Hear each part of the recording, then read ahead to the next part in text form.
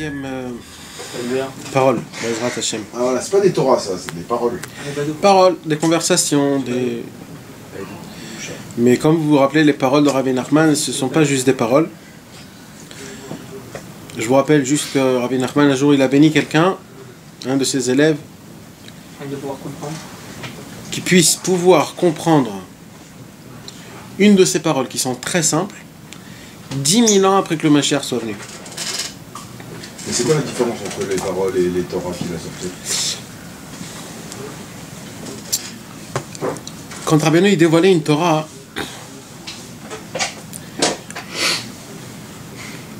c'était pour lui encore plus dur. Il n'y avait pas plus dur que ça au monde pour lui, de dévoiler une Torah.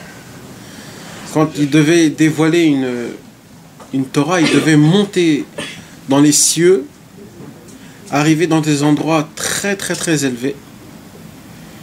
Pour arriver là-bas, il faut d'abord s'annuler à 1 milliard de pourcents dans ce monde-ci, de ne rien avoir aucun lien avec ce monde-ci, en d'autres termes, de donner le guet à ce monde-ci. Le guet. Vous savez ce que ça veut dire? Divorce. Ouais, le divorce, c'est un mot. Se séparer de ce monde-ci. Non. Ne plus rien attendre de ce monde. Plus rien ne te fait ni chaud ni froid. Ni tes enfants, ni ta femme, ni ta santé. Il avait cassé tout ça. Oui, non, c'est quelque chose, bien sûr.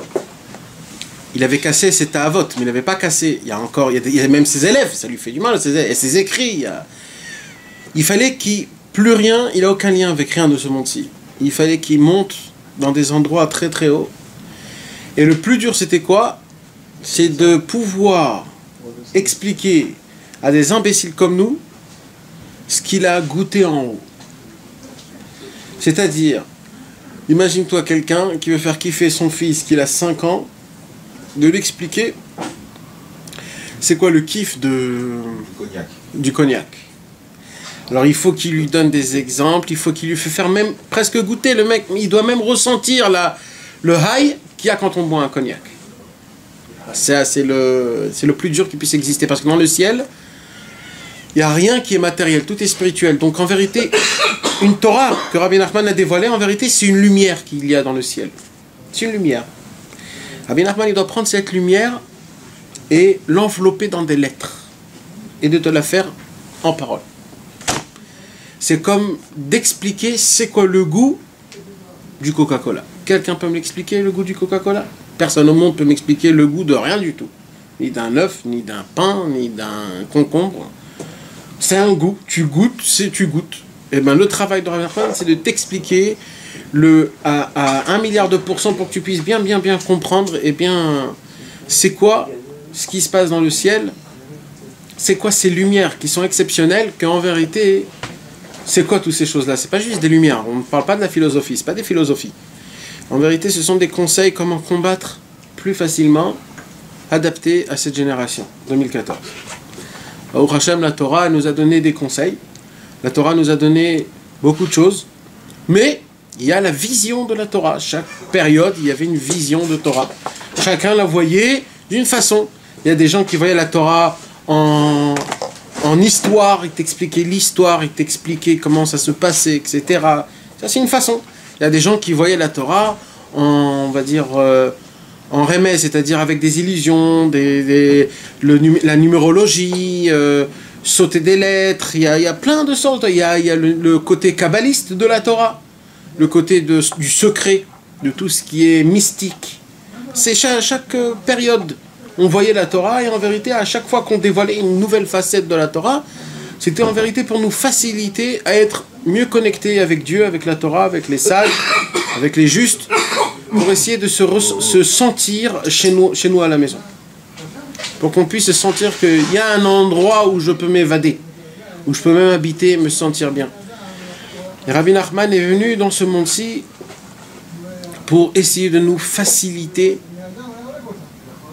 d'accomplir la Torah, d'essayer de ressentir Dieu, d'essayer de ne pas être aveuglé de ce monde, et en pensant comme il faut, en raisonnant comme il faut, en regardant comme il faut, en écoutant comme il faut. Ce sont des qualités que Rabbi Nachman a dû malheureusement payer très cher, parce que c'est pas comme ça qu'on a des cadeaux. Il a dû payer par sa femme, il a dû payer par ses enfants qui sont morts à cause de ça. Le Yetzer Hara a combattu contre lui. Le Yetzer Hara était mécontent qu'un homme il vienne qui dévoile des choses aussi grandes à un peuple qui est aussi naze, des gens qui sont imbéciles comme nous, des têtes de mules qu'on ne veut pas comprendre, on ne veut rien savoir, on veut rester comme on est et faire ce qu'on a envie. Et quand même avec des imbéciles comme nous, d'essayer de redevenir des gens qui pensent qu'il faut et qui font pas exactement tout ce qu'ils veulent comme les animaux. Essayer d'être des hommes, des humains, de savoir un petit peu, d'avoir des règles, d'avoir des barrières, d'essayer de ne pas complètement délirer. Donc ce livre-là qu'on a l'habitude, Baruch Hashem, d'étudier, le Sichot Haran, la conversation de Rabbi Nachman, ses propos, ce sont aussi des tipim, on dit ça en hébreu, c'est des pourboires, c'est des petits conseils, des petits hic, c'est pas des petits, c'est énorme, on peut pas s'imaginer c'est quoi la grandeur. Sur chaque conversation a été écrit un livre en entier, vous savez mes amis. Sur chaque conversation a été écrit un livre en entier. Nous on passe 1 heure par semaine à étudier ça. Sur chaque conversation a été écrit un livre en entier. Il y a plus de 274 propos et il a été écrit un livre spécial sur chaque parole. Et ça c'est juste un petit extrait, il y a beaucoup plus que ça. Donc c'est juste pour que vous puissiez comprendre que des fois on lit quelque chose, ouais c'est bon, c'est bien, c'est un bon conseil, mais c'est pas juste comme ça. En vérité on peut l'adapter si vraiment on le veut, on peut trouver des choses qui sont exceptionnelles. Il faut juste avoir un cœur ouvert et un esprit libre. Si on a un cœur ouvert et un esprit libre, alors grâce à ça on a la clé, on a la carte pour ouvrir un nouvel horizon, pour essayer de rentrer dans une nouvelle vie. C'est pour cela que c'est important, je le dis à chaque cours, et je vais le répéter, d'essayer de mettre à part la journée qu'on a eue aujourd'hui, les problèmes qu'on accumule, ça fait déjà des semaines, d'essayer de faire un petit pause, de ne penser à rien, et d'essayer d'être ouvert d'esprit, d'essayer d'être ouvert pour essayer d'entendre, pour que ce qui se passe, les événements de ce monde, nous gâchent pas la petite lumière qu'on vient et qu'on ne le propose. C'est dommage de gâcher quelque chose comme ça.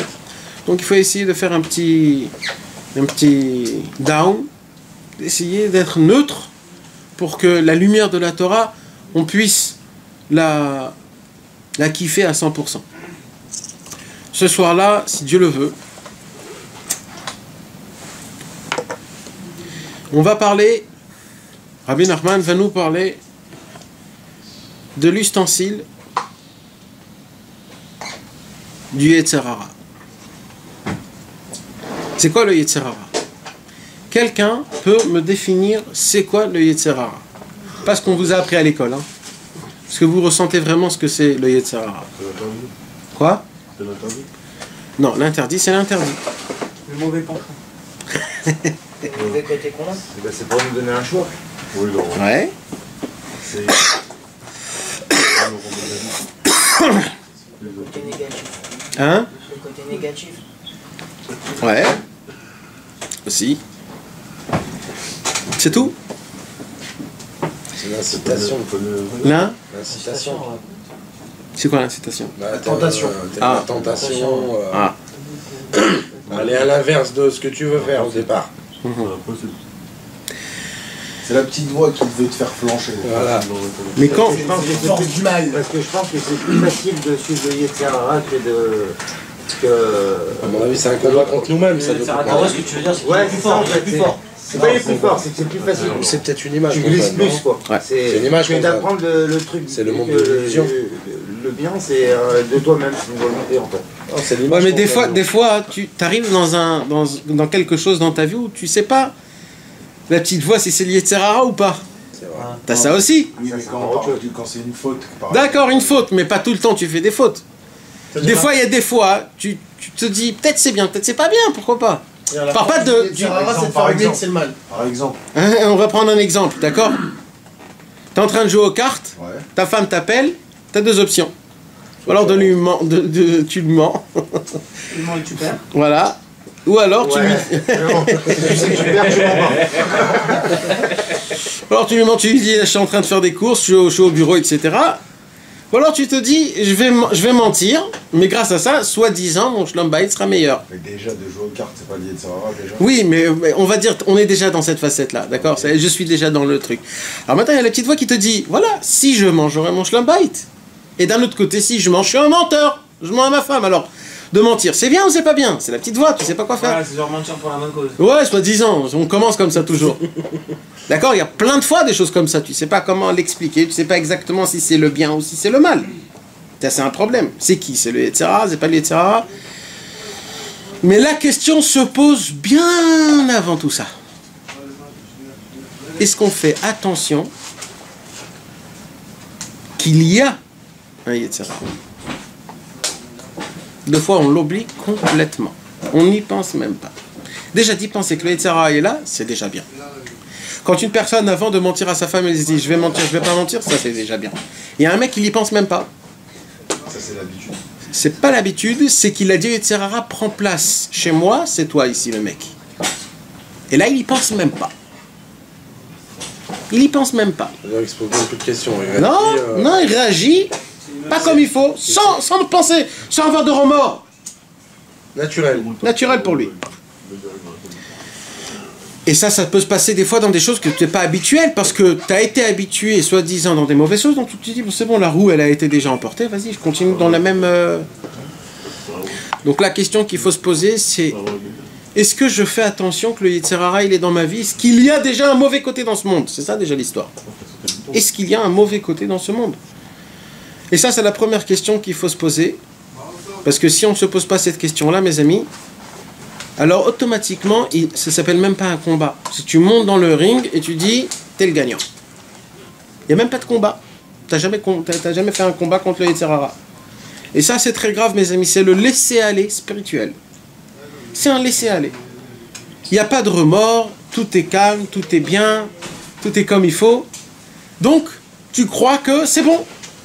Mais, il faut savoir, mes amis, que vous le voulez ou que vous ne le voulez pas, on est dans un combat. C'est comme ça. Au moment où tu es sorti du ventre de ta mère, on est descendu dans un combat. C'est un champ de bataille.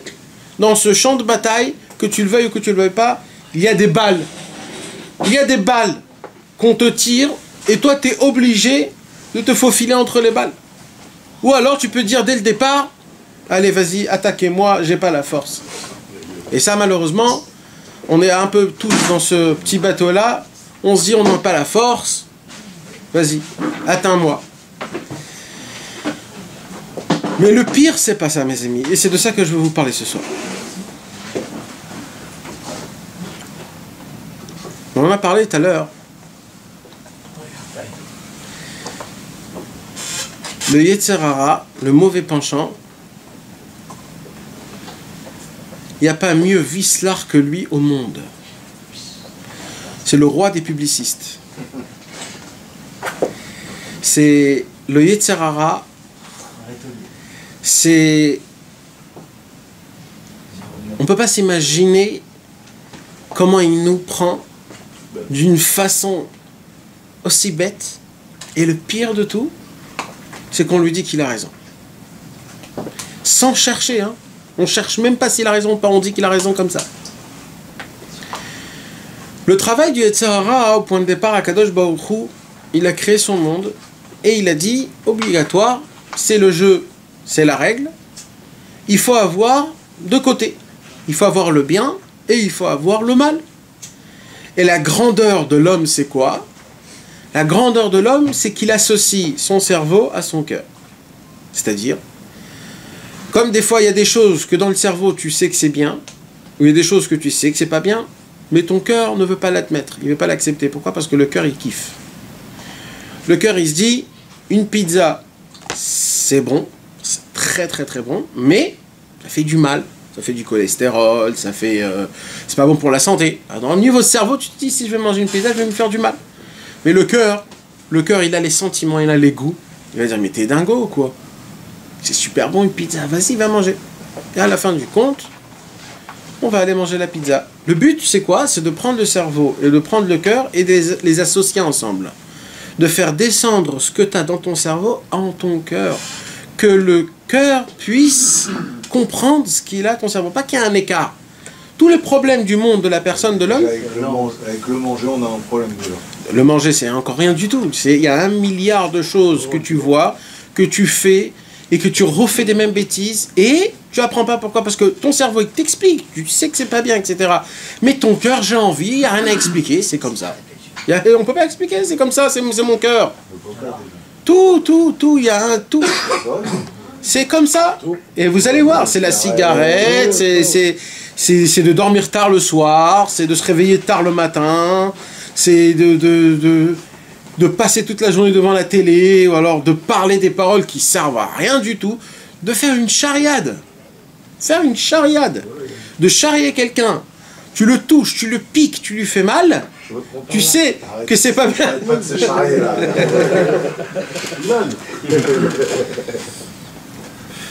Tu sais que ça fait... Mais dans ton cœur, tu te dis, c'est classe et tout, on rigole, etc. On va faire ça, une petite rigolade, etc., etc. Pourquoi? Parce que c'est le cœur. Donc, qu'est-ce qui se passe quand tu prends le cerveau et le cœur et que tu l'associes? Ça devient une seule chose. Alors, grâce à ça, qu'est-ce qui se passe? Un homme, il devient raisonnable. Pourquoi? Parce que le cerveau, il n'a aucun sentiment. Le cerveau, c'est mathématique. Ça fait du bien, ça fait du mal. C'est tout, il ne comprend pas. Quand tu fais rentrer ça dans le cœur, il sait qu'est-ce que c'est bien, qu'est-ce que c'est que ce mal, et comme ça, les choses se font. Akadosh Baruch Hu, quand il a créé ce monde, il a dit, l'homme devient un homme quand il arrive à choisir. Tant qu'on n'a pas choisi, mes amis, on est des animaux. On est des singes. On est des singes. Les goïms, ils disent qu'on vient des singes. Ils ont raison. On vient des singes. On est des singes. On ne vient pas des singes. On est des singes. Tant qu'on n'a pas eu le choix à 100% de choisir le bien contre le mal, tant qu'on n'a pas fait ça, on est des singes. Mais Nathan, si on part de ça dans ce sens-là, ok, maintenant, si on prend dans l'autre sens, on parle de Torah Mitzvot, si on réfléchit avec notre cerveau, et qu'au lieu de faire les choses avec notre cœur, on réfléchit, on se dit qu'en réalité, au vu de comment on agit, on peut même pas oser demander quelque chose, on peut même pas oser essayer de se rapprocher. Je sais pas comment t'expliquer. Pourquoi? Parce qu'au vu de comment on agit, le cerveau, il va te dire... Mais alors Bradley, tu parles comme ça... Non, alors Bradley, tu parles comme ça parce que... Donc là, ça veut dire que non. si on est en rapport avec le cœur, c'est foutu. Ça, c'est un problème de manque de connaissance dans la Torah. Un homme qui étudie la Torah, il ne regarde pas les choses comme ça. C'est la raison pour laquelle on ne doit pas penser avec notre cerveau. Parce que notre cerveau, il est pété depuis le départ. Il est logique. Et il est naze, il est même pas logique, il est complètement, il sonne pas comme il faut. Ton cerveau, c'est pas ton cerveau, c'est ce qu'on t'a appris quand t'étais bébé, c'est ce que t'as vu chez tes amis, c'est ce que t'as vu. Un mec qui a un cerveau, il va se dire, la mafia, c'est quelque chose de normal, c'est lui qui a le plus de force, c'est lui qui fait ce qu'il a envie. C'est un cerveau, un mec, il a peur. Un mec qui est justice, il dit non, c'est faux. La Torah t'apprend comment faire ton cerveau, comment le développer, comment le muscler, comment penser, comment raisonner, comment regarder. C'est ça le travail de la Torah. Le travail de la Torah, c'est le cerveau. Ton travail à toi, c'est le cœur. Renforcis ton cœur. La prière, c'est le cœur. La Torah, c'est le cerveau. Rabbi Nachman, il a toujours dit, prière, étude, prière. Tu pries pour étudier, tu étudies pour prier. Cerveau, cœur, cœur, cerveau, toujours, tout le temps. Ça repart. Ce que tu apprends, mets-le en sentiment. Ne laisse pas dans ta tête. Quand tu laisses dans ta tête, tu pètes. Et malheureusement, excusez-moi mes amis, mais il y a beaucoup de gens qui sont érudits dans la Torah, qui sont dans la Torah. Des gens qui étudient du matin jusqu'au soir. Mais vous savez c'est quoi le problème? C'est que c'est resté dans le cerveau, c'est jamais descendu dans le cœur. Et là, quand ça se passe comme ça, tout devient mathématique, c'est un robot. Il se réveille chaque matin à la même heure, il va au mikvé, il va prier, il va mettre les tefilines, il va étudier, il va dire bonjour à sa femme, il va réétudier et réétudier. Mais c'est un robot. Où il est le cœur dans tout ça? Où il est le cœur dans tout ça? Rabbi Nachman nous a appris prière. Étude, prière. Cœur, cerveau, cœur. Tout ce que tu apprends, descends-le dans ton cœur. Ça veut dire quoi? N'étudie pas une Torah comme une philosophie. C'est-à-dire quoi une philosophie? Ça reste mental. Rabbeinu te dit, tout ce que tu apprends, mets-le tout de suite dans ton cœur, mets-le dans tes sentiments, mets-le dans ta vie. Comment tu le fais? Tu le parles. Quand quelqu'un demande quelque chose, c'est parce qu'il a besoin de quelque chose. Rabbi Nachman de Breslev t'a demandé, tout parle. Pourquoi il t'a dit tout parle? Parce que quand tu vas le parler, tu auras le besoin de ça. J'imagine quand quelqu'un, il apprend, vas-y. Tu sais, normalement, comment ça devait se passer? Normalement, ça devrait se passer comme ça. Un vrai mec, il devait, même que jamais il a fait Shabbat, jamais il a mis les tefilines, rien, hein. Un mec, quand il ouvre un livre de Torah et qu'il a appris, voilà, il faut mettre les tefilines. Comment ça doit se passer tout de suite? Tout de suite, ça doit se passer. Il faut mettre les tefilines, ok. J'ai besoin de mettre les tefilines, première chose. J'ai besoin, ça devient un besoin. Maintenant, j'ai pas ce sentiment. Alors, qu'est-ce que je fais pour avoir ce sentiment? Je fais comme si j'ai ce sentiment. Et quelqu'un qui a besoin de quelque chose, qu'est-ce qu'il fait, mes amis? Il demande. T'as pas un petit peu à me prêter? T'as pas un truc comme ça? Toi, tu demandes au patron. Mon maître du monde, mon papa, mon Dieu, j'ai appris qu'il faut mettre les tefilines. Maintenant, moi, je sais pas, mais je sens qu'il faut. Alors, donne-moi la volonté de les mettre. Donne-moi le temps de les mettre. Donne-moi l'envie de les mettre. Etc., etc. Ça s'appelle demander. Pourquoi tu demandes? Car tu as besoin. Un juif a besoin. Rabbi Nachman de Breslev t'apprend qu'il faut tout demander à ton Dieu. Pourquoi il te dit ça? C'est une combine en fait. Parce que quand tu vas demander, ça va te créer le besoin des choses. Si tu ne mets pas en pratique ce que tu as étudié, tu es un mythomane. Comment tu mets en pratique? Juste tu le demandes. C'est tout, c'est tout. C'est tout ce qu'on te demande. Demande à ton maître. Demande au patron. Demande à Dieu. Maintenant, imaginez-vous les gens qui étudient un paquet de Torah. Mais ils n'ont jamais demandé à Dieu d'accomplir ce qu'ils ont étudié. Ça reste cerveau. Ça descend plus dans le cœur. Et ça, c'est un problème. Et c'est de ça qu'on parle. C'est comme ça. Vous avez compris, mes amis? Ok. Maintenant, on avance. Dieu nous a créé des lois à la création du monde qu'au moment où une personne il choisit entre le bien et le mal, ça devient un homme. Un homme qu'il ne choisit pas, il reste un singe. Oui, mes amis, c'est comme ça. C'est des singes. On est des singes. C'est comme ça. C'est pour cela que Akadosh Baruch Hu, il a créé le côté droit et le côté gauche. Le côté droit, c'est le Yetzer HaTov, c'est le bon penchant. Et le côté gauche, c'est le mauvais penchant, c'est le Yetzer Hara. Le cœur a la raison? Non? Tu peux appeler ça comme tu veux, hein, je sais pas, il y a plein de mots à ça. Le cœur a la raison? Non, pas tout le temps, pas tout le temps, pas tout le temps.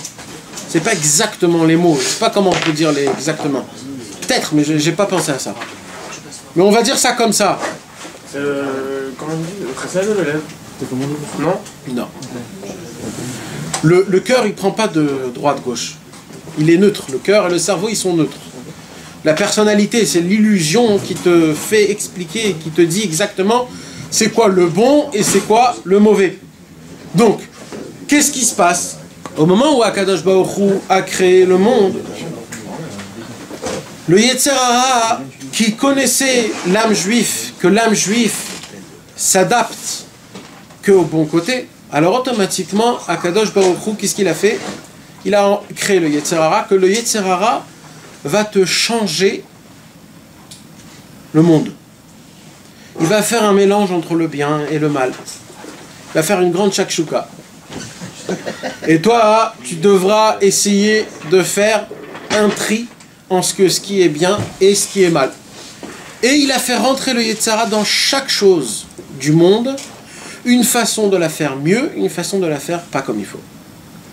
Maintenant, il y a l'égoïsme, l'ego personnel. Quand un homme il pense qu'à lui, alors, en vérité, il pense qu'au Yetzer Hara.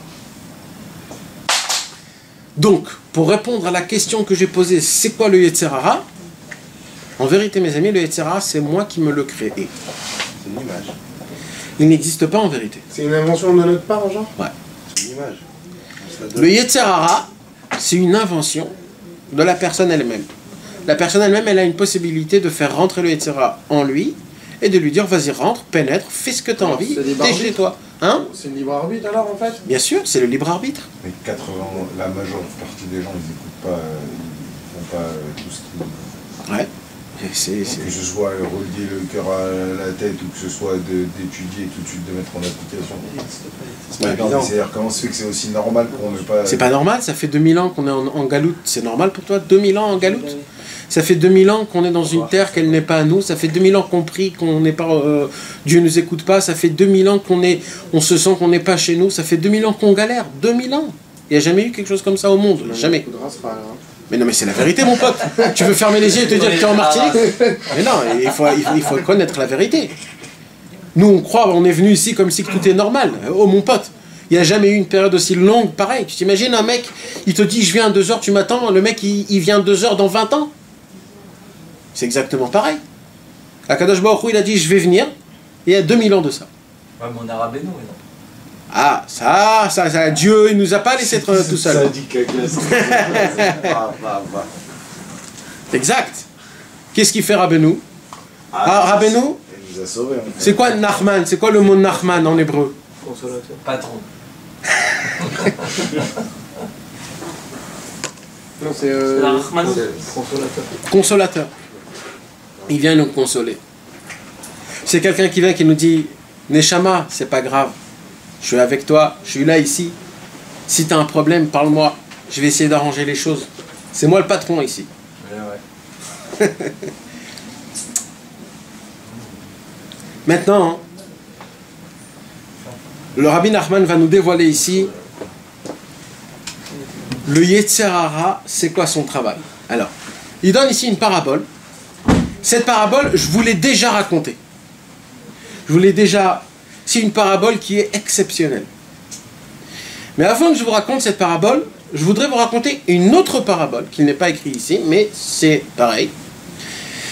Et grâce à ça, on va essayer de comprendre un petit peu le vice du Yetzer Hara. Le Yetzer Hara nous fait faire croire, il nous fait faire croire qu'on kiffe et qu'on se casse pas la tête et qu'on est bien là où on est. Et dans ça, on a une émouna à 1 milliard de %. C'est une émouna, hein. C'est même pas pas la vérité. On croit qu'on kiffe. C'est pas qu'on sait qu'on kiffe, on croit qu'on kiffe. Et à personne au monde qui va te bouger de ce que tu crois. Il va te rendre un narcotique man. Tu vas être dépendant de lui jusqu'à la fin de tous tes jours. Tu vas penser qu'à lui tout le temps. Tu peux pas sans lui. Quand un homme il délire sur quelque chose, tu peux pas lui faire sortir ça de sa tête. Quand une personne il s'est dit ça, il faut que je l'ai, alors ça va te déchirer, tu vas... Mais, ok. Maintenant, le fait de, voilà, justement, de vouloir quelque chose, que ce soit quelque chose de bien ou de pas bien. Non, là je parle neutre. On l'assimile au Yetz? C'est? On l'assimile au Yetzer Hara? Non, là je te parle neutre. Pas bien, pas bien. Ok. D'accord? On va dire même des choses, là je te parle pas des fautes. Là je vais te parler même d'un truc, un surplus. Comment on dit? Un kiff? Non, kiff, non, même pas. Quelque chose De matériel, de superflu? Voilà, quelque chose de matériel. Énormément matériel, ok? Quelqu'un il délire sur une bagnole. Il y a une voiture, il a vu une voiture, ça y est, ça y est. D'accord? Alors ce mec-là, il va commencer à triper sur cette voiture, il va commencer à penser, etc., etc. Sa vie va changer. Il ne fait pas attention à ça. Mais sa vie va changer. Il va commencer à travailler plus, pour gagner plus, C'est ça. pour essayer d'acheter cette bagnole. Et après qu'il a cette bagnole, il va avoir les fonctions plus grandes, etc. Et ça n'arrête jamais. Le mec, il est dépendant de ça. Maintenant, qu'est-ce qu'il se dit, lui? Tu lui poses la question, il va dire, c'est mon bonheur. Mais il ne comprend pas qu'en fait, il est devenu esclave. Esclave de cette chose-là. Et le pire de tout ça, vous savez, c'est quoi? C'est le jour où il a acheté cette bagnole, tout descend. Cette bulle explose, et plus rien. Et il va triper sur quelque chose de plus gros, de plus grand, et ainsi de suite. Parce que l'homme, il est en complète évolution, il est toujours... Non, Rabbi Nathan, il explique ça, comment ça marche. Rabbi Nathan dit comme ça. La matérialité, c'est un trou. Tu creuses un trou. Il dit Rabbi Nachman, comment tu remplis, tu bouches ce trou avec la spiritualité. Comment, c'est quoi la spiritualité? C'est de se contenter. C'est que comme ça qu'on arrive. Maintenant, si tu bouches ce trou en faisant ton délire, tu te creuses un autre trou, puisque c'est de la matérialité. Vous comprenez ce que je vous dis? La matérialité, c'est un trou, tu creuses un trou. Quand tu veux une voiture, d'accord? Une voiture. Et tu tripes sur cette voiture, Au moment où tu accomplis cette chose-là, ça y est, si tu vas, tu l'achètes, en vérité, tu n'as pas recouvert ce manque.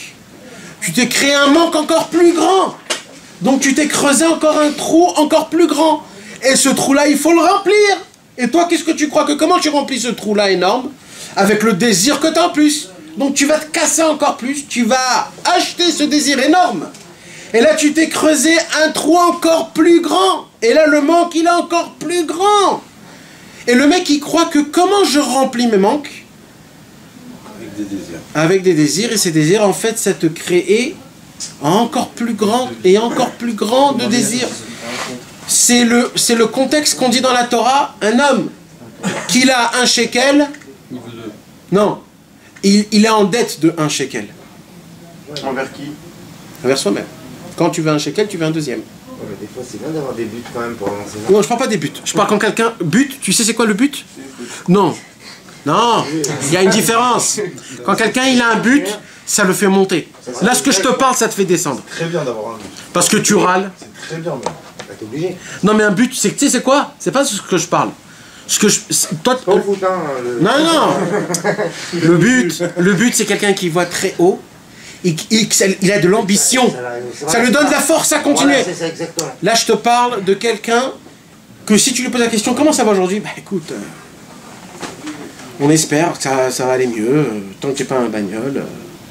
Le mec, il râle, il se creuse un truc. Ça, c'est pas un but, ça.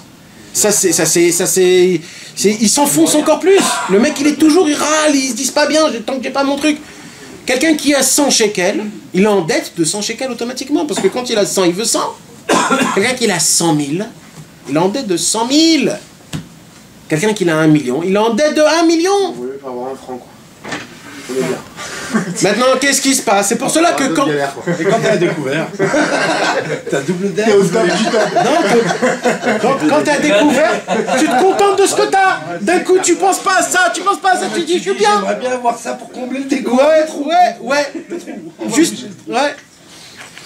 Mais quand un homme il a découvert, il n'a pas ses folies de grandeur. J'aimerais au moins combler le trou. Voilà, au moins combler le trou, exactement. Combler le trou. Bekitso, tu veux dire quelque chose, Frati? Je veux dire quelque chose. Bah, exprime-toi. Allez, je pourrais. Laisse parler ton cœur. C'est pour la clé, non? Avec La porte, il a commencé au bas des chaînes. Et c'est comme ça que le Yetzer Hara, il t'invente, soi-disant, des choses. Que ces choses-là, en fait, c'est quoi? Il t'a enchaîné avec le bras. En vérité, ce qu'il veut nous dire Rabbi Nachman, c'est que si on va écouter le Yetzer Hara, on va avoir encore plus faim, on ne sera jamais rassasié, et on va toujours aller. Et dans notre tête, ça va être comment? Non, si j'aurais ça, j'aurais le bonheur. C'est tout rien que ça. Si j'ai ça, j'ai le bonheur. Comme les gens qui disent aujourd'hui, si je gagne l'euro-million, c'est bon, je ne demande plus rien à personne, je suis très bien là où je suis. Mais il ne sait pas que le mec qui reçoit son euro-million, il est en dette d'1 euro-million. À ce point-là, quand même, vraiment. Ah ouais, ah oui. Toi, tu peux pas comprendre ça, Dan. Tant que tu n'as pas l'euro-million, tu peux pas comprendre ça. C'est comme ça que ça marche. Rabbi Nachman, il dit au moment où tu les as dans ta poche, ta neshama, elle change. C'est plus toi. Parce que ton cerveau, il commence à penser fois 100 milliards. Automatiquement. Je donne là, je fais là, je crée ça, je fais ça. Donc d'un coup, tu te dis, purée, j'ai besoin de plus. c'est comme ça que ça marche.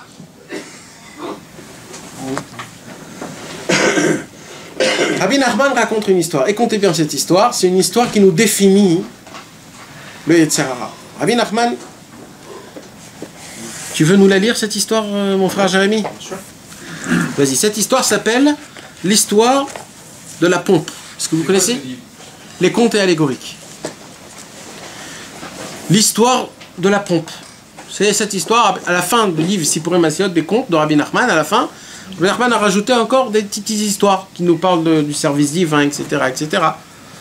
Et là, Rabbi Nachman nous raconte une histoire, c'est cette histoire qui va nous... Si vous ne comprenez pas, arrêtez. Je vais arrêtez-le. D'accord? C'est important. Doucement. C'est-à-dire la pompe. Voilà, c'est l'histoire. L'histoire s'appelle la pompe, c'est comme ça le nom de l'histoire. La pompe des choses. Ah non, mais ça, la pompe La pompe à vélo, la pompe chaussures, La pompe à essence. la pompe essence. Ok. Cette histoire parle d'un homme qui ne croyait pas les gens, qui disent que des esprits provenant de l'autre côté viennent parfois abuser les êtres humains. Vous comprenez de quoi on parle? Non. Rabbi Nachman, il parle d'une personne qui ne croyait pas aux esprits. Il faut croire aux esprits. Bah oui, il y a des esprits, c'est sûr. Il y a des démons, il y a des mauvaises choses, ça existe toutes ces choses-là. Le Yetzirah, c'est quoi le Yetzirah? Mais moi, je crois pas à ces choses. Mais on vient de dire que c'est une invention de notre part. Oui, mais c'est toi qui te l'inventes, bien sûr, c'est pour ça que ça existe. Mais ça vient de où? C'est des voix dans les pensées, c'est quoi? Non, d'abord, c'est Dieu qui les a créés, parce que c'est comme ça. Mais les histoires avec les démons, les maisons hantées... Ça, tout ça, ça existe. Ça y est, mets-toi ça dans ta tête, ça existe. J'ai jamais cru, moi, j'ai jamais cru de ma vie. Donc Halloween, Voilà, c'est la ça. dame blanche, tout ça, là. Ça Vous connaissez existe. ces histoires? Ouais, bah tout le monde les Je sais pas de quoi tu parles, parce que ça, je sais pas toi ce que tu... Mais ça existe, sache que ça existe. En Israël, ça n'existe pas. Ah, d'accord. En Israël, ça n'existe pas. Je croyais que le Baal Shem Tov, il avait tout enlevé. Non, Il a pas tout enlevé. il avait tout enlevé à un moment spécial, mais après c'est revenu. En France, ça n'existe pas aussi. Ah bon? Rachid, il a tout enlevé. Ah, alors, tu vois, c'est des fausses histoires. Alors voilà, en France. En Angleterre, on a un paquet. Non, ben mec, c'est pas rigolo. En Ukraine aussi, non? En Ukraine aussi. Il y en a un paquet. À Londres, il y en a un paquet. Ben mec, c'est des choses connues, des choses comme ça. Il y a des endroits spéciaux il y a des gens qui ont fait des gros péchés. Et ça crée des vrais démons. C'est comme ça. Et Ravenu, il a pas enlevé ça en Ukraine? Je sais pas. On n'en a pas en parler. En tout cas, on parle de quelqu'un qui ne croyait pas dans les mauvais esprits. Que c'est quoi le travail des mauvais esprits? C'est d'embêter la personne, de lui faire du mal. Le Yetzirah, mes amis, c'est un mauvais esprit pour moi. Que vous sachiez. Le Yetzirah, c'est un mauvais esprit. Il vient t'embêter pour rien. C'est son kiff. C'est son kiff. Il vient t'embêter pour rien. Oui, mais les esprits, c'est plus embêter... C'est pareil, Dan, c'est pareil. C'est pareil, mets-toi dans ta tête, c'est pareil. Un mauvais esprit, c'est pas comme tu crois dans les films, etc. C'est pareil, c'est pareil. Un mauvais esprit, c'est un mauvais esprit. Le Yetzirah, il fait partie des mauvais esprits. Il vient pour t'embêter. Il fait pas ce que Dieu lui a demandé. Alors là, on parle de quelqu'un qui croyait pas à ça. Alors, qu'est-ce qui s'est passé? Il y a un mauvais esprit qui a dit, ah, celui-là, il me croit pas, je vais lui faire montrer moi. Amen. Et c'est de ça, et c'est ça l'histoire. Écoutez bien l'histoire. Je reprends du début. Vas-y.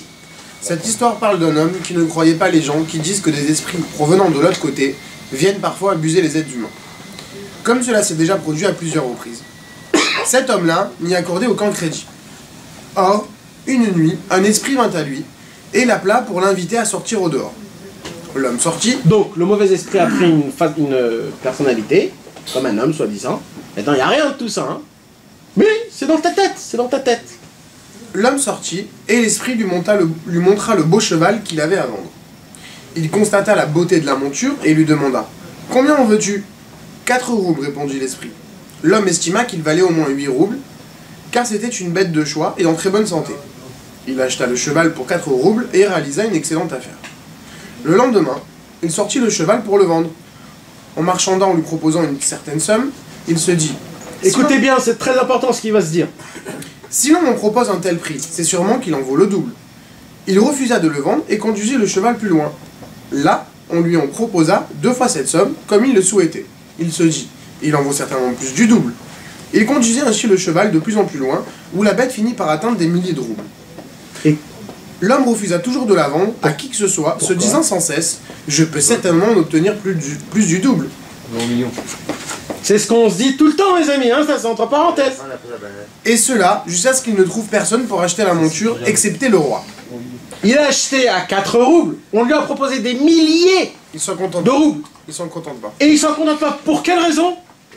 Il se dit, si on me le propose à ça, C'est qu'il en vaut plus. il en vaut plus. Mais vas-y, termine. Il conduisit le cheval au souverain, lequel lui proposa une somme énorme, car la bête plaisait énormément à tout le monde. Là encore, il refusa la proposition du roi en se disant « Il en vaut assurément davantage. » Le roi lui non plus n'acheta le cheval. Le roi lui non plus n'acheta le cheval. De là, l'homme alla abreuver sa monture. Il se trouva à cet endroit une pompe servant à abreuver les bêtes. Le cheval sauta dans la pompe et disparut tout à fait. Tout d'un coup, voilà. Tout à fait. En tout cas, il sembla à son propriétaire qu'il disparut car toute cette histoire n'était que l'œuvre des esprits. C'est-à-dire en vérité, il n'y avait pas de pompe, il n'y avait pas de cheval, il n'y avait rien du tout. Il a rêvé. Mais c'était dans sa tête. Donc dans sa tête, qu'est-ce qu'il a fait qu'est-ce qu'il a fait le mauvais esprit? D'un coup, il lui a enlevé tout. Parce qu'il n'a jamais voulu. Il lui a enlevé tout. D'un coup, il est devenu normal. Et qu'est-ce qui se passe? De là, l'homme commença à crier très fort. Il crie. Pourquoi cries-tu lui demanda la foule ameutée par ses hurlements. Ils ne comprennent pas. Il répondit que son cheval avait sauté dans la pompe. Le croyant fou, les gens se mirent à le battre et le blessèrent. Bah oui, ils se disent, mais attends, ce mec, il délire ou quoi? De quoi il parle? De quoi? D'un cheval, d'une pompe? L'orifice de la pompe était très étroit. Comment un cheval aurait pu y sauter? Lorsque l'homme vit qu'on le battait et qu'on le prenait pour un aliéné, il voulut s'en aller. Au même instant, le cheval sortit sa tête de la pompe. Au même instant, le mec il voulait partir, c'est terminé. Non, l'esprit il vient, il déchire. Pensant voir son cheval, l'homme cria de plus belle. Ah, ah! Les gens coururent de nouveau vers lui et battirent une seconde fois. Et ils battirent une seconde fois celui qui prenait pour un fou. Voilà. Cette fois encore, il voulut s'en aller, mais le cheval sortit la tête de la citerne au même instant. Et l'homme de crier de plus belle, et les gens se regroupaient autour de lui pour le battre. Voilà comment l'autre côté parvient sans cesse à tromper l'homme pour rien, par un mensonge grossier, sans la moindre réalité. Et celui-ci s'y méprend, se laisse duper, imaginant chaque fois qu'il pourra gagner davantage, et qu'il pourra d'autant mieux assouvir ses passions. Il leur court après pendant un certain temps, et soudain, celles-ci disparaissent et l'abandonnent. En effet, il arrive parfois que les passions s'atténuent. Alors, lorsque l'homme veut s'en débarrasser, ces dernières relèvent la tête, et l'homme les poursuit de plus belle, et ainsi de suite. Rabbeinu Zatzal ne sait pas davantage expliquer sur ce sujet, à toi de bien comprendre. Typique. Alors on va lire cette conversation et ça va nous expliquer celle-là. Ok. Mais d'abord, je voudrais vous poser une question. Est-ce que vous avez déjà d'abord compris cette histoire? Hein? Bien sûr. Vous l'avez bien compris? Ouais, non, ça veut dire l'histoire en elle-même. Non mais d'accord, mais s'il s'était contenté à un certain moment. Si c'est? S'était contenté d'une somme à un certain moment. Ouais. Il aurait tout gagné en fait. Exact. Oui, mais c'était quand qu'il fallait s'arrêter aussi. Ah. Mais déjà, lui, quand il lui propose déjà le double. Dan, c'est vrai que ça marche en vrai à chaque fois qu'il s'arrête. écoute le conseil de ta vie. Mais il a même pas de cheval. Bah oui, c'est ça que j'ai dit. Oui, d'accord, mais tu rentres dans l'histoire ou pas Ouais. Écoute le conseil de ta vie. Où il a fait la bêtise? C'est quand il a acheté. De sortir de chez lui, déjà. Non, il a acheté parce que c'est une belle affaire. Il est sorti, c'est une belle affaire. Il vaut 8, il me le propose à 4, ça c'est une belle affaire. Oui, mais déjà quand il est arrivé, il est sorti de chez lui. Ouais, ça déjà c'est un problème. Déjà. Mais il a été pris, d'accord? Il a été pris. Joue le jeu ou pas après. Maintenant, joue le jeu. Le roi. Bah alors arrête au roi ou son roi. Non. Ouais, voilà, au roi. Bien sûr. Non. Au roi, tu Non. À la deuxième alors. Non, mes amis. À la première. Écoutez bien ce que je vais vous dire. Qu'est-ce qu'il disait exactement la parole? S'il me propose plus, C'est que je peux en tirer. c'est-à-dire que je peux en tirer plus. Mais Attends. il s'avère qu'à chaque fois c'est vrai. Ouais, attends. Si tu me dis qu'il se plante dès le début, je te dis d'accord. C'est pas que c'est vrai, c'est qu'il a rien eu à la fin. Oui. Mais pas, Non, il a rien eu. Alors, Alors, argumentise. non, mais écoutez-moi ce que je vais vous dire. Un homme dans sa vie, il doit pas regarder si je suis gagnant vis-à-vis de lui, ou si il doit regarder je suis gagnant vis-à-vis de moi. C'est-à-dire, j'ai eu un cheval qui m'a coûté 4 roubles, qui vaut 8 roubles. Une personne qui vient... Pourquoi le vendre? Non, Non, une personne tout de qui suite, vient t'as gagné, et fais-le, qui te quoi. propose 8 roubles, t'es Vends-le. déjà gagnant. Naron, ça y est. Alors, au moment... Alors, il y a deux façons de penser. Il y a la façon de penser en regardant les autres. Si eux, ils proposent plus, c'est qui vaut plus. Là, mon pote, quand tu vas poser comme ça, tu seras foutu dans toute ta vie. Regarde toute ta vie. Si toi, t'es gagnant dans l'histoire, n'est pas le ventre plus grand que les yeux. N'est pas les yeux plus grands que le ventre. Mais si je suis exactement l'histoire, tu peux pas dire que le premier, c'est sûr et certain qu'il a... Quand il y a des négociations, il y a... Non, ça veut dire que pour vraiment suivre l'histoire, c'est sûr et certain que s'il s'arrête au premier, il a pas gagné. Bien sûr qu'il a gagné. Ben non, parce que quelque chose qui vaut des milliers, il aura vendu 8 roubles. Ça c'est ce que toi tu crois, parce que tu vois qu'à la fin de l'histoire, il a pas voilà, vendu. je connais oui, mais Il pouvait pas s'arrêter, Dan. Il pouvait pas s'arrêter. Pourquoi? Parce qu'il regardait toujours en plus. Ça te fait montrer que jamais un homme qui pense toujours, oui, mais je peux l'avoir plus, je peux l'avoir plus. Ça revenait sur... Exactement. Exact. On revenait tout à l'heure, l'homme il se contente jamais, parce que là il veut dire... Exact. C'est comme si tu veux vendre ta maison 100 000 €. Voilà. Il y a quelqu'un qui te dit, ouais, mais elle coûte 500 la tienne. Exact. Elle coûte 500. Donc si le mec il te propose 200, tu dis, mais attends, il m'a dit, elle vaut 500. Exact. Tu vas prendre les 200. Exact. D'accord. Non, c'est ça, non, il te propose, tu voulais la vendre 200, il te propose 200, toi, c'est qu'elle vaut plus. voilà. Après 300, tu vas dire, ouais, mais c'est qu'elle vaut plus. Si t'as su t'arrêter au bon moment. Et en fait, t'as Non, dès le premier, quoi. Mais en fait, tu tu t'arrêtes savais que direct, c'était le gagné, mec, tu as acheté 50, tu l'as revendu. Tu te contentes, quoi, de ce que t'as ta boutique. C'est même plus que se contenter. Parce que tu gagnes. Oui, donc tu te contentes de ça et t'avances. Regarde si t'es gagnant, ne regarde pas les autres. Et t'avances sur un autre scénario.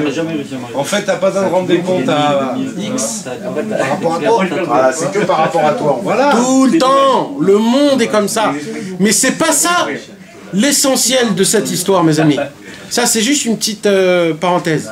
L'essentiel de cette famille, de cette histoire, c'est au moment où la personne, elle s'est dit, bon, ils m'ont battu, j'ai reçu mes coups, j'ai compris qu'il faut que je me la ferme. Qu'est-ce qui lui a fait le petit esprit là, après, dans l'histoire, il est revenu Titi. Il est obligé, lui, de montrer que c'est pas un fou. Elle est dure à... Non. L'esprit l'a tout enlevé. Et au moment où il veut partir, l'esprit remet tout encore une fois. C'est les remises en question, ça, que tu te fais... Non, c'est pas la remise en question.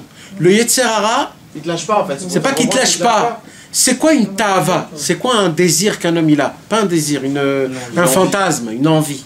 C'est quoi? C'est quelque chose que tu peux pas atteindre. Comme tu peux pas l'atteindre, alors tu fantasmes dessus. Et là, tu grandis ton amour vers cette chose-là, soi-disant.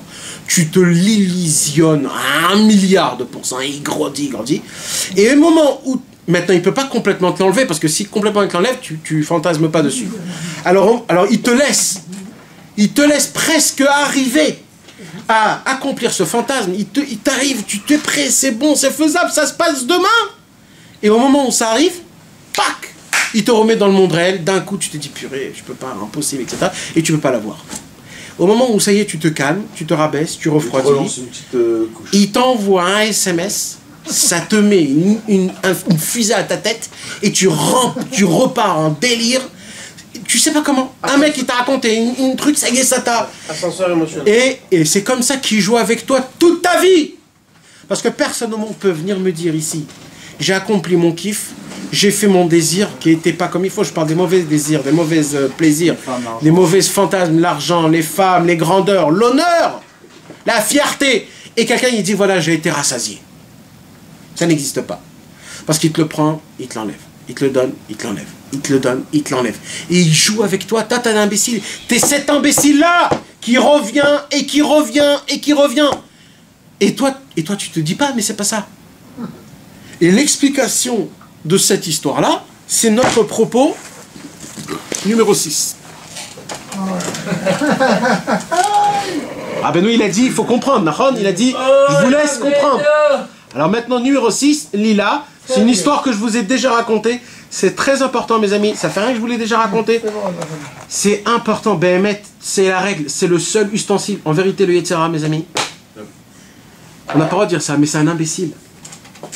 Le Yetzer Hara, c'est un 0 fois 0 égale 0. Il est à rien du tout. C'est un rigolo. Le Yetzer Hara, c'est rien du tout. C'est un imbécile né. Non, mais il la met à beaucoup de gens. Hein? Il la met à beaucoup. Non, il la met pas à beaucoup de gens. C'est toi-même qui te le fait rentrer. C'est toi-même qui te le dis. Je vais l'écouter parce que j'y crois en lui. Crois-moi que c'est comme ça. C'est toi-même qui y crois en lui. Les gens ils disent j'arrive pas à croire en Dieu. Espèce de breul. Tu crois à ton Yetzer Hara?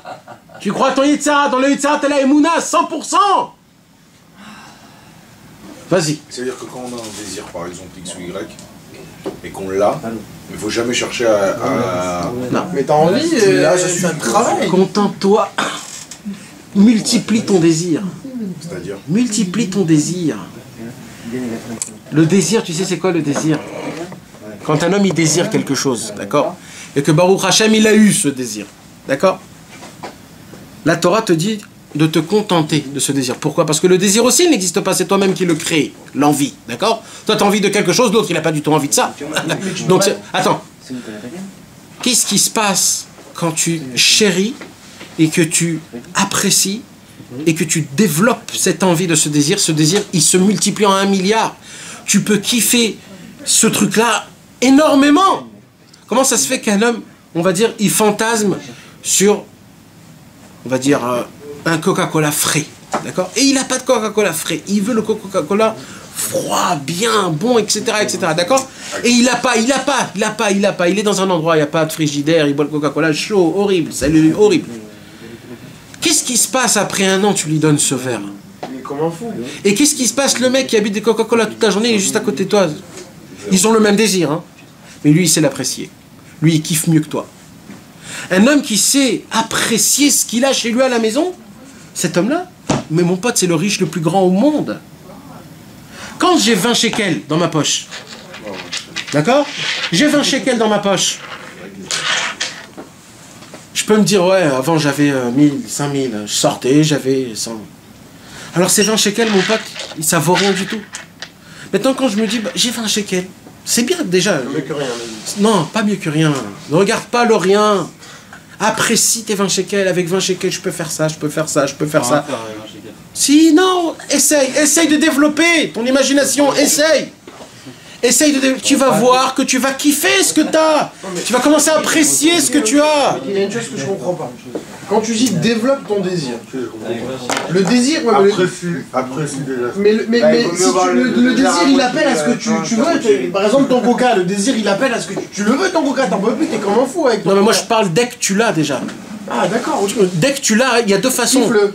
Kiffe-le. Ça veut dire chas v'shalom, malheureusement aujourd'hui. Pas tout de suite dans un autre désir, maintenant je veux un café chaud. Voilà, tu crevais d'envie de soif, maintenant il n'y a que du coca chaud. Tais-toi, tu bois déjà, c'est déjà bien. Le problème énorme. Le problème énorme de cette génération. Dans le conte avec la qu'il avait toujours, il disait demande un belle fourrure et tout ça. Exact. Le tam. Exact. C'est quoi le problème énorme de ce monde-ci? D'accord? On entend que toujours il y a des divorces et après 3-4 ans le mec il s'en fout de sa meuf, etc. Il n'y a plus de... Pourquoi? Parce que quand une personne il est avec une femme et qu'il y a des liens avec elle juste pour son égo personnel et pour son kiff personnel, alors un moment ce kiff descend, il n'y a plus rien. Maintenant quand une personne il sait essayer de multiplier son désir, d'essayer d'apprécier, d'essayer de faire attention, de regarder petit à petit, prendre son temps, chaque chose, ça vaut des milliards, en se disant ça vaut des milliards, il y a des gens qui ne sont pas. Il faut essayer de... C'est autrement, ça prend une dimension énorme, énorme. Et ça c'est dans chaque chose. C'est ça que la Torah elle te dit. C'est quoi le riche, c'est quoi le pauvre? Le riche, c'est celui qui se contente de ce qu'il a. Et le pauvre, c'est celui qui a tout, mais jamais il se contente. C'est comme ça. Donc, là, Rabbi Nachman va nous donner une autre dimension de comment le Yetzer Hara, à quoi il ressemble. Alors, Vakasha. Le mauvais penchant est comparable à quelqu'un qui court au milieu des gens, allant de l'un à l'autre et tenant sa main fermée sans que l'on sache ce qu'elle renferme. Il dupe les gens et leur demande de deviner ce qu'il a dans sa main. Et chaque personne à laquelle il s'adresse croit qu'il tient dans sa main ce qu'elle désire. Aussitôt, le monde lui court après, car chacun pense qu'il tient dans sa main la chose qu'elle recherche. Or, lorsque le roublard ouvre sa main, on constate qu'elle est vide. Le mauvais penchant agit exactement de la même manière. Il trompe le monde entier et tous courent après lui. Il arrive à les berner, faisant croire à chacun qu'il détient dans sa main la clé de ses désirs, chacun selon ses lubies et ses envies, et en fin de compte, quand il ouvre sa main, il s'avère qu'elle est vide, car finalement personne ne peut assouvir ses désirs auprès de lui. On peut également comparer les plaisirs de ce monde à des colonnes de lumière que forment les rayons de soleil lorsqu'ils pénètrent à travers les vitres de la maison. On a vraiment l'impression qu'il s'agit de choses tangibles. Les enfants, par exemple, quand ils voient des fois un rayon de lumière du soleil quand ils tapent le matin dans une fenêtre, on voit un rayon de lumière. Un enfant qui est tout simple, petit, il vient pour attraper, il ne sait pas ce que c'est ce rayon. Ben non, on est pareil. Le Yetzirara te fait une forme, il te crée une illusion. Toi, tu dis, c'est ça, j'attrape, mais il n'y a rien. Le mec, il est en train de faire ce qu'il kiffe. Il est en train de faire, il dit, mais c'est pas ça que je ressentais, c'est pas après ça que je voulais courir. C'est pas ça. Où il est le kiff, là, le truc que j'ai couru après? Il n'y a pas. C'est le Yetzirara qui dit, venez, mes amis, venez, j'ai ici ce que vous voulez. Et là, il ouvre sa main, et on se dit, purée, mais comment il nous a manipulés? Vous savez quand ça va se passer, ça? Après 120 ans, on va monter en dents de ciel, et on va nous faire montrer c'est qui le Yetzirara. Vous savez ce qu'on va voir? On va voir un petit rikiki, un petit poids. Regarde, tu vois ce petit poids? Ben c'était ça. C'était ça. C'était ce petit poids qui t'a fait faire tomber complètement. On va dire quoi? Par ça, ce truc-là, là, tout petit, là? Oh, ben, c'était ça. C'était un rayon de lumière. Rien, hein, c'est tout. C'était une ombre. C'était une ombre. Celui qui court après les plaisirs de ce monde ressemble à celui qui veut saisir ces colonnes de lumière. Après les avoir attrapées, il croit les tenir fermement dans sa main. Or, lorsqu'il vient ouvrir sa main, il s'avère qu'elle est complètement vide. Exact. Il dit, c'est sûr que je l'ai attrapé, je le vois de mes yeux que je l'ai attrapé. Je le touche, il est devant moi. Vous vous rappelez, mes amis, de quoi ça nous fait rappeler de quoi? Vous vous rappelez l'histoire que je vous ai racontée? Des jumeaux qui étaient dans le ventre de la maman? Hein? Vous vous rappelez, mes amis? Ne vous rappelez pas? Hein? Non. Il y avait deux jumeaux qui étaient dans un ventre. Il y a une vie après le ventre. Une vie après la mort ou pas? Après le ventre. Vous croyez que tout, la vie, elle s'arrêtait après Il y avait un des jumeaux qui disait à son autre jumeau, frérot, ça se passe ici maintenant. C'est ici et maintenant. Alors kiff, tu nages, tu manges, tu fais rien, t'es peinard, on reçoit le manger, on est connecté, tout est comme il faut. Et l'autre jumeau il dit, mais dis-moi, t'es un imbécile, t'entends pas ce qui se passe dehors? C'est ici, c'est rien du tout, c'est dehors, on attend, il va attendre dehors. L'autre jumeau il dit, mais attends. Tu le vois pas ça, tu le sens pas.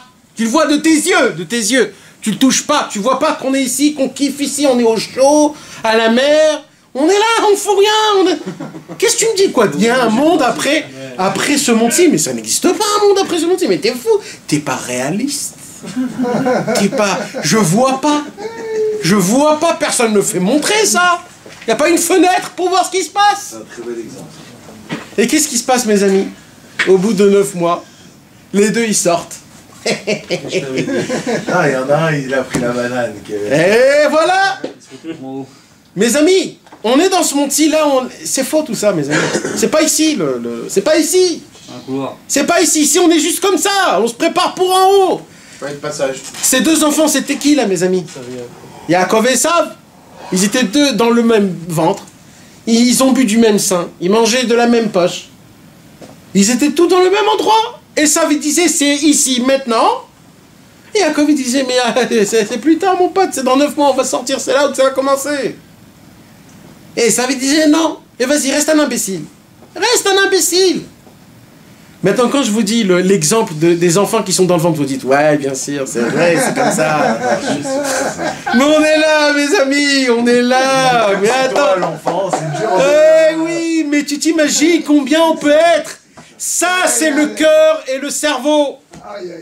Le cerveau et le cœur. Quand on entend une parole comme ça, il faut sortir après ce cours-là, lever la tête dans le ciel et dire Hachem Yitbarach, mon Dieu que j'aime. Donc, niveau cerveau, j'ai compris. J'ai compris. Mais maintenant, il faut l'admettre. Alors, je te demande. C'est tout. De prendre ce que tu as dans ton cerveau et de le mettre en pratique dans ton cœur. Tout simplement. C'est tout. C'est dur, ça.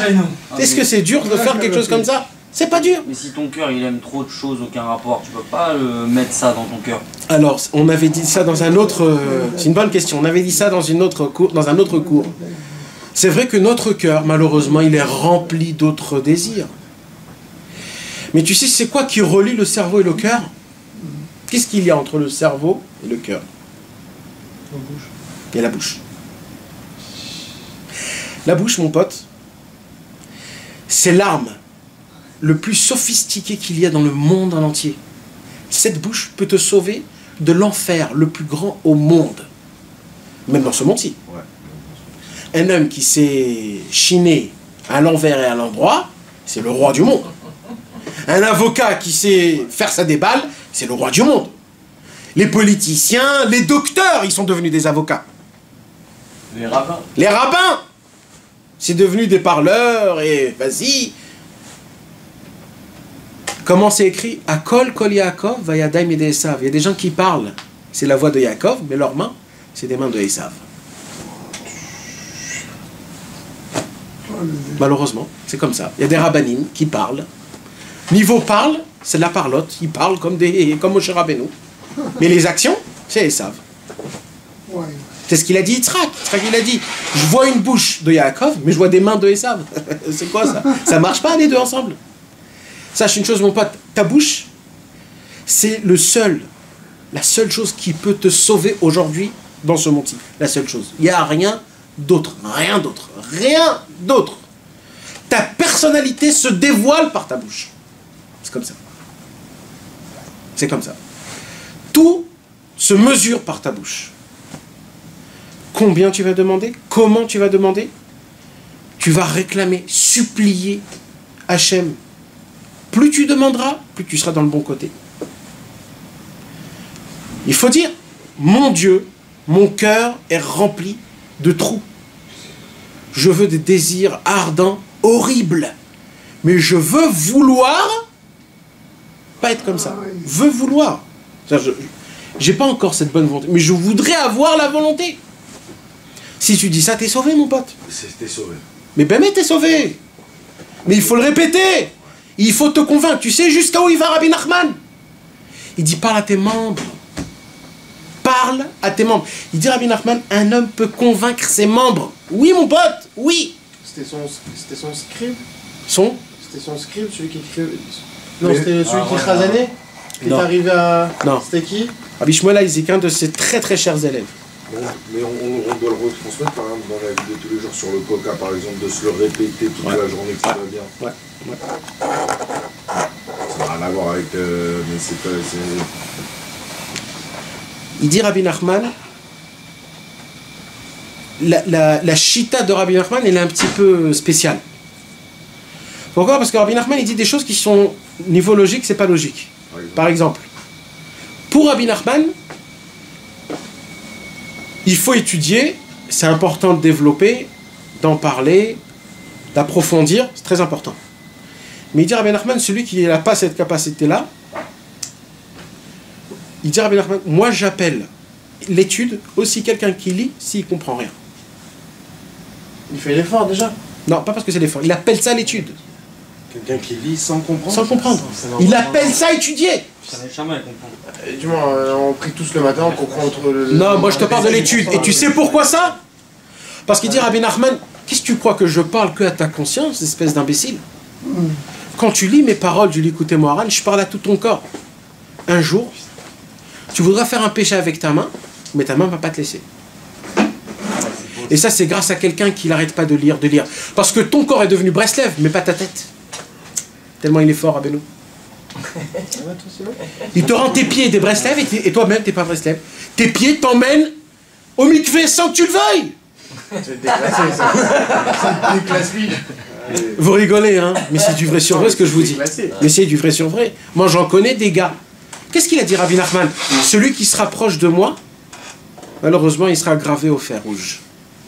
Et chaque péché qu'il fera, ça sera sans les mains, sans les pieds. Un homme qui devient un Breslev, tous les péchés qu'il peut faire dans sa vie, il ne pourra pas kiffer comme un autre.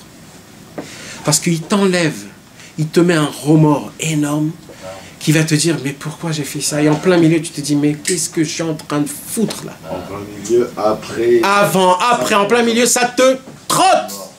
Et tu te dis, mais qu'est-ce que je fous? Tu vois, c'est sans que tu le veuilles. Tu dis, mais purée, j'ai envie de faire cette faute, laissez-moi tranquille, les gars. Eh ben non, mon pote, eh ben non, t'es chez moi. Je me demande, moi. Ce rapport-là, c'est lié de Sarah. Non, mais pour de vrai.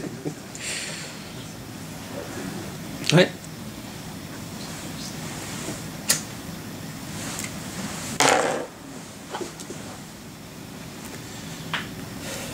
Ça marche.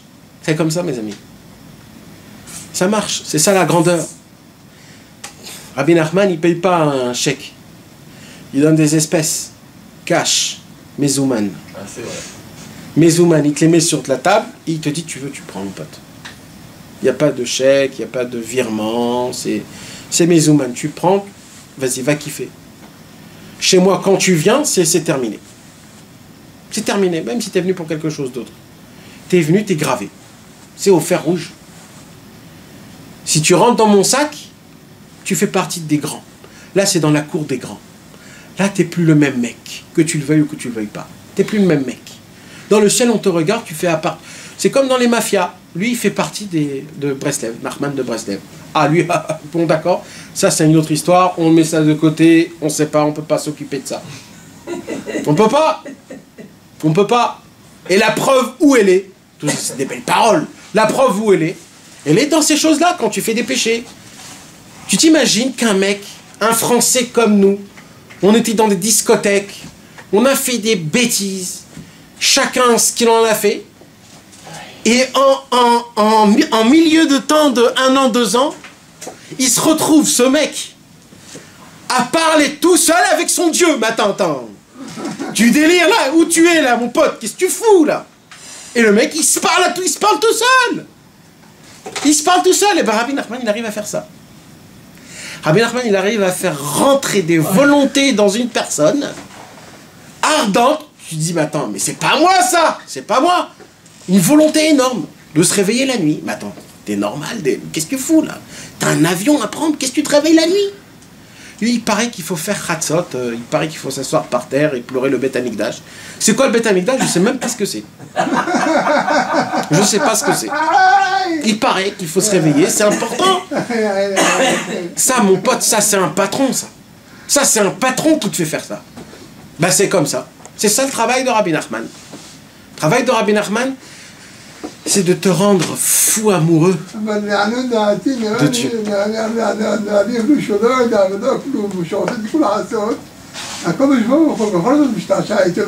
בוודאי, הוא משתעשע יותר, רק ממנו הוא משתעשע.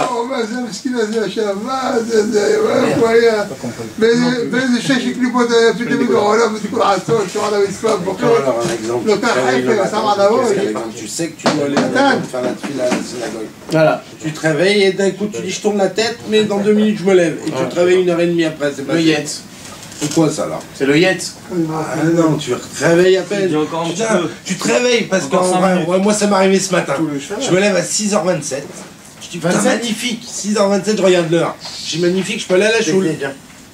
C'est quoi? Je me suis tourné la tête de l'autre côté, je me suis réveillé plus d'1 heure après, j'ai dit il n'y a plus de choule. Non mais tu vois les trucs comme ça? C'est quoi ça alors? Ça, c'est la facile, frère. Non, mais comment une chose aussi normale? Il y a marqué à la fin du jour, tu dois te lever comme un lion c'est possible. Dès que tu ouvres les yeux, mais tu quoi fais alors en lui demandant de vouloir aller tous les jours, ça va monter dans ma tête, je vais y aller. Mais ça pour tout et n'importe quel problème. Et quand c'est juste en lui demandant tous les jours. Mais comme un lion, tu vois. Et je parle pas de toi. On va être jugé et en enfer. Non. Sur ce combat.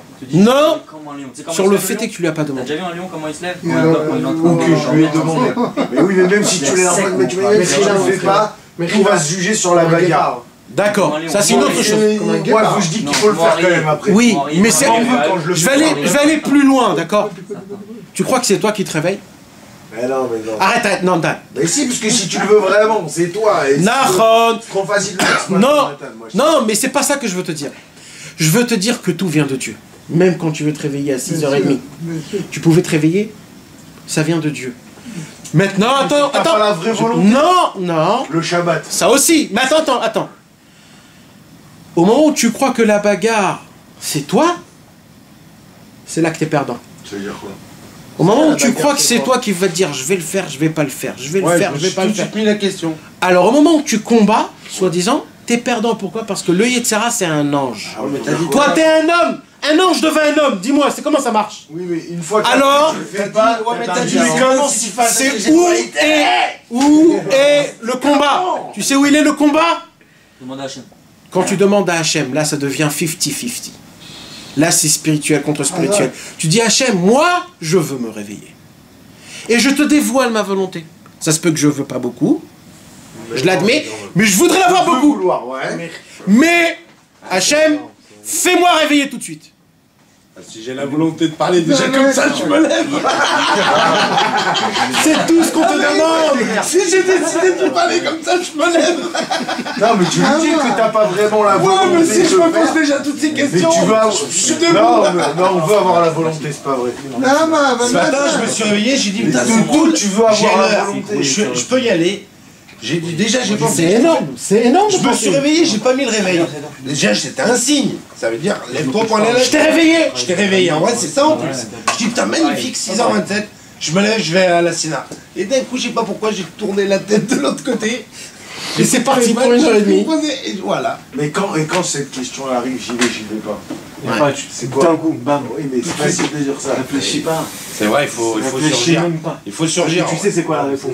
C'est ça en fait, comme t'as dit, c'est en 5 ans. Alors Rabbi Nachman, il dit dans Sefer Amidot, ne rentre jamais dans question-réponse. C'est ça. Imagine-toi. Parce que quand tu rentres dans question-réponse, c'est lui le gagnant depuis le départ. Ne pense pas, ne pense pas. C'est ce que je fais aussi moi aussi. D'accord? Il est minuit. Je me réveille pas. T'es hyper fatigué, tu sais que tu vas te réveiller tôt, t'as dormi à peine ça. Mais ça, voilà, cette discussion, des fois, ça y est, tu l'as. Alors tu y penses même pas, il faut se réveiller, je me réveille. Je pense pas. Je dois me lever, c'est l'heure, en fait. Je pense pas. Tu fais comme un zombie. Comme un zombie. Ne pense pas. Et tu verras que dès que t'es réveillé, tu t'es lavé. Ah, ça y est, t'es neuf, t'es tranquille, c'est bon, c'est bien. Même si t'es fatigué, ça y est, ça va être debout. Tu veux plus dormir. Tu veux plus dormir. Mais demandez à Dieu, mes amis. C'est pas vous qui combattez. Si c'est vous qui combattez, vous êtes perdants. Mais des fois, je lui parle, je lui dis demain, fais que je me lève et j'y vais.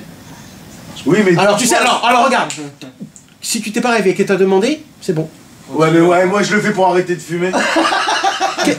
Patience, Dan. Patience. Dieu veut te faire passer par des endroits qui font mal, qu'est-ce que tu veux? T'es pas prêt pour Dieu pour faire ça? Il y a des gens qui souffrent à cause de ça, qu'est-ce que tu crois? C'est pas que toi, il y en a des ans. Il y a des gens qui font des péchés très très graves, qui peuvent pas se démêler, mais qui prient tous les jours et qui disent Hachem. Mais je crève chaque seconde, ça fait des années, qu'est-ce que tu me fous là? Mais peut-être Dieu il veut que tu sois là-bas parce que ce qui se passe avec toi, ça crée des mondes. Yitzhak et Rivka ne pouvaient pas avoir des enfants. Ils étaient fertiles. C'était l'inverse. Non, à la base, ils pouvaient. Stérile. Stérile, pardon, excusez-moi. Ouais, après, pour Ils étaient fertiles, comment on dit? Fertiles. Fertiles. Stérile. Je vous embrouille. Stérile, vous savez ce que ça veut dire? Ça veut dire que Yitzhak ne pouvait pas avoir des enfants et Rivka n'avait pas les membres pour avoir un enfant. Comment ça s'appelle? La matrice. Elle avait pas. Maintenant, je vous pose une question. Dieu a promis tout à Abraham.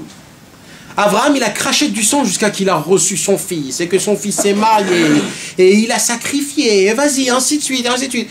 Abraham, il va bientôt mourir, il se dit, mais attends, mon fils, il n'a pas d'enfant. Sa femme est stérile. Mais c'est quoi ce truc-là? Jusqu'à la fin, qu'est-ce qui se passe? Et la question se pose, pourquoi Yitzhak n'avait pas d'enfant? Pourquoi Abraham n'avait pas d'enfant?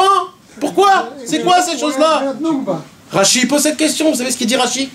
Rashi disait, Akadosh Baruch Hu était tellement ébloui, tellement, il aimait les prières de Yitzhak et de Rivka, il a dit, je vais les faire attendre un petit peu, mais pour l'instant je veux écouter la prière, je veux kiffer, je veux enlever. Vous savez pourquoi? Parce que ces prières-là, jusqu'aujourd'hui, nous aident. Jusqu'aujourd'hui, maintenant, là. Donc t'es en train de ce que je comprends. Hein. Non, mais ça c'est un exemple encore, faut pas le prendre pour tout le monde, cet exemple. Non, mais c'est juste pour comprendre la théorie. Quand tu pries quelque chose depuis des années, Nagui, dès que ça vient pas, c'est pas Hachem, il kiffe la prière. Non, c'est pas qu'il kiffe Hachem, c'est pas un homme. C'est parce que tu crées des choses, tu te fais du bien sans savoir ce qui va se passer. Ah, bah, hormis ça, des fois, c'est pas le moment aussi, c'est pour ton bien parce que c'est pas le moment. Oui, ça aussi. Je te parle pour une autre, pour autre raison. Mais il y a 1 milliard de raisons. Il faut savoir une chose. Pour toi, on te demande. C'est pas le moment que ça vienne maintenant. On te demande. Un mariage, n'importe quoi. On te demande qu'une seule chose, Dan. Demande à Hachem. C'est pas toi qui combats. Demande à Hachem. Prends. C'est quoi ce qu'on a dit? Je sais pas si tu étais là, mais on avait dit je remets tout à Dieu. On avait dit ça. Je remets tout à Dieu. Ça veut dire quoi? Je remets tout à Dieu. Si tu crois pas ça, t'es un mytho. Je remets tout à Dieu, ça veut dire, ce qui se passe avec moi, c'est Dieu maintenant.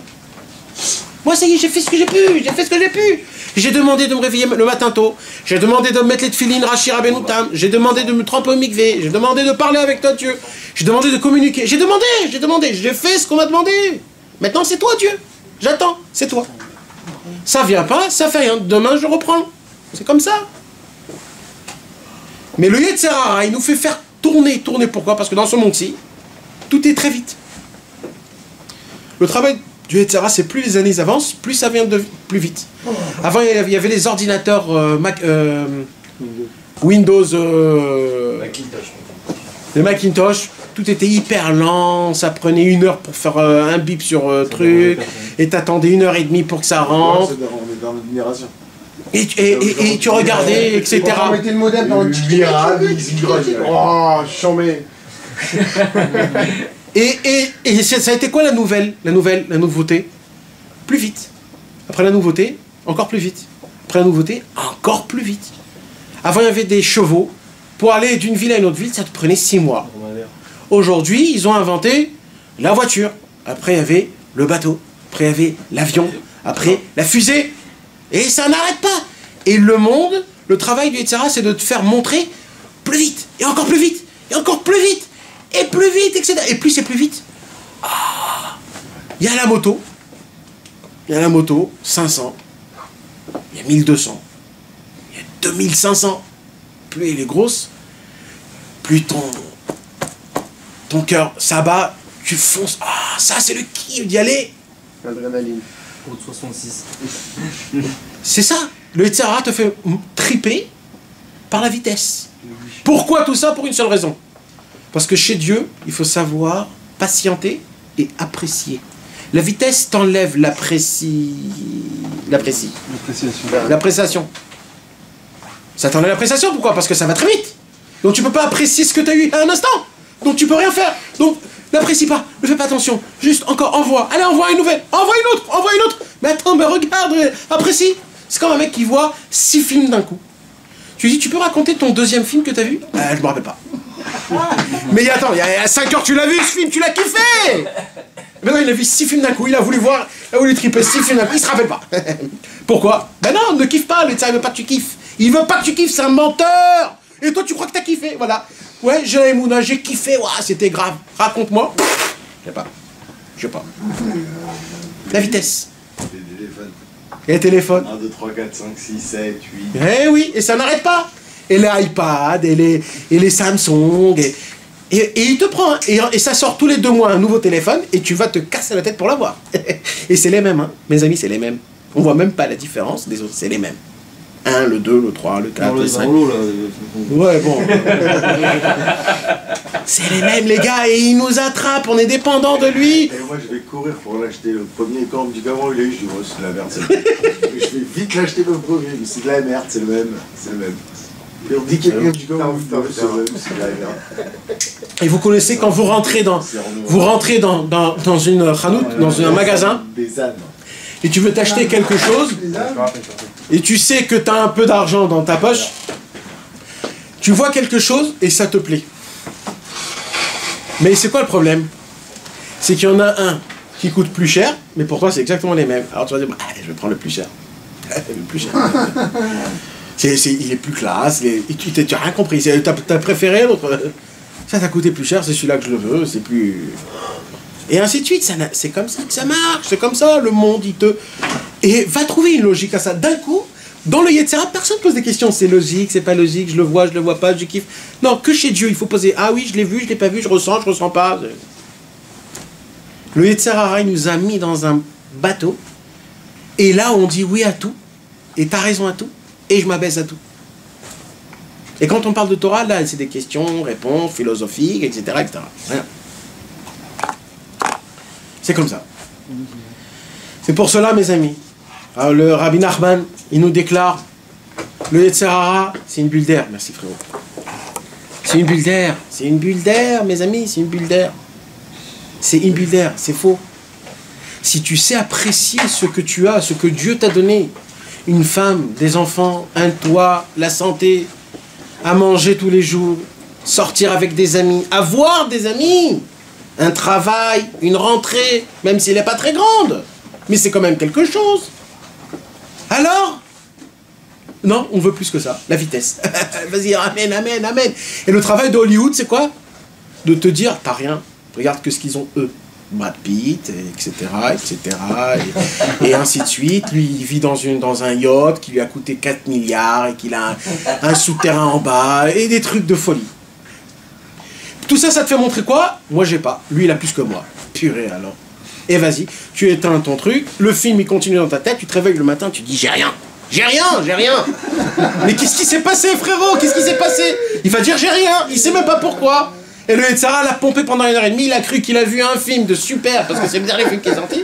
Mais en vérité, c'était une piqûre, une dose de te dire, j'ai rien. Il kiffe plus que moi. Il est à Hollywood, il kiffe plus que moi. Regarde ces meufs, comment ils sont belles. Tu les vois en vrai, c'est des blés. C'est que dans le truc, avec les Photoshop et tout. Tout, c'est du mensonge. C'est du superflu, c'est de l'explosion. C'est ça le travail du Yetzirah. Tout, c'est du mensonge. C'est du mensonge.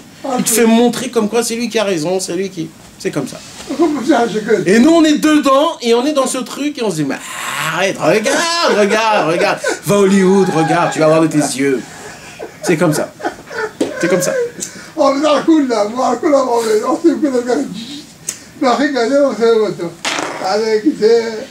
Vous imaginez les tzadikim, mes amis, comment ils sont libres? Comment ils sont libres? Ils voient quelque chose comme ça, ils rigolent. Il y en avait un de notre génération qui est mort il n'y a pas longtemps, Rabbi Israël Odesser. Un tzaddik. Il était assis sur son lit à l'âge de 105 ans. Son fils est mort de faim, mes amis. Mort de faim. Est-ce que vous pouvez vous imaginer dans votre tête de voir ton fils meurt de faim? Mourir de faim, si? Parce qu'on dit les fils des enfants des tzadikim. Oui, mais malheureusement, c'était comme c'est. Il ne peut pas manquer de maison. Mais malheureusement, il y a des choses comme ça aussi. Mort de faim, son fils. Mort de faim. Il nous racontait que son fils, il disait, papa, j'ai faim, et il est mort comme ça. Et il était assis dans son lit à l'âge de 105 ans, et il rigolait, pas 1 heure, pas 2 heures, pas 3 heures, 10 heures d'affilée. Et il rigolait, mais pas rigoler, il s'explosait de rire. Des journées, il rigolait sur ce monde. Il voyait des Français qui étaient arrivés de Paris, la Lacoste, Chanel 5, les montres Breitling, on est avec la Gomina dans les années 85, 90. On se croyait les maîtres du monde, c'était là où les Français ils ont explosé en argent, la pub est sortie, tout était super comme il faut, etc. Et lui il nous regardait, et il rigolait. Il disait rien, hein. C'était pas un Rav qui disait quelque chose, rien, juste il rigolait. Et comme ça on a appris, comme ça il nous a éduqués. Quelqu'un qui rigolait de ce monde n'a plus rien à me faire montrer. Moi j'ai déjà tout vu. En 105 ans j'ai tout vu. J'ai tout vu. J'ai tout vu. Le Yetzirah ne peut pas m'avoir, moi. Sinon, moi, je peux l'avoir. Moi, je l'ai, moi. Il a tout vu. Quand on voit quelque chose comme ça, de réel, on se dit, purée, j'ai honte. J'ai honte. Et on retournait en France avec la tête baissée. Et ça prenait 1 heure. Hein. L'heure d'après, c'est terminé. Allez, vas-y dans le truc, vas-y, on retourne l'argent, le truc, les combines, la banque, les tout. On remontait en Israël pour le voir, on le voyait, waouh, on était... Et le Yetzirah, son travail, c'est la vitesse. Oublie ce que t'as vu, oublie. Vas-y, avance, c'est du nouveau. C'est ça, malheureusement.